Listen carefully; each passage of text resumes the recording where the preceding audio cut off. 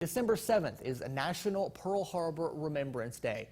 This is a time to honor the thousands of U.S. citizens who were killed in the 1941 Japanese surprise attack on Pearl Harbor in Hawaii. Our Ariana Kraft reports on one ceremony that took place in Kinston. Veterans of Foreign Wars Post 2771 are gathering at Lenore County Courthouse to conduct their annual Pearl Harbor Day ceremony. And this year it's featuring a special guest.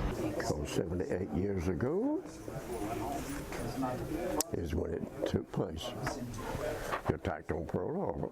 J.L. Wilson is a 100-year-old Pearl Harbor survivor and resident in LaGrange, North Carolina. He shared his story of the horrific events that took place that day in 1941. Of course, it brings back a lot of memories. It's true, but I'm just glad that I'm still alive and able to talk about it, really, and to remember it, of course. The state commander of the Veterans of Foreign Wars, Craig Armstrong, gave J.L. Wilson a special presentation from the national headquarters of the Veterans of Foreign Wars. And veterans from a variety of branches and wars came together to help show support. We had Korean veterans, we had J.L. who was from World War II, we had Vietnam veterans, Desert Storm, Afghan, and Iraqi veterans.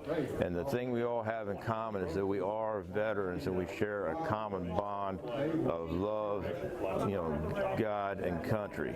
After the ceremony, the veterans made their way to G.I. Joe's Military Living History Museum for refreshments. And Commander Brown shares how the local community can help appreciate and recognize veterans. One easy thing to do, and it doesn't cost a dime, is just come support veteran events like today. We have events on Veterans Day, 4th of July, Memorial Day.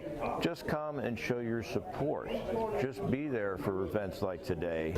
If you would like more information on how you can help support veterans, you can go to WNCT.com. In Kinston, Ariana Kraft, 9 on your side.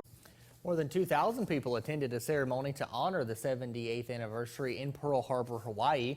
They came together to remember those who lost their lives during that tragic day and to honor those who dedicated their lives to protect America.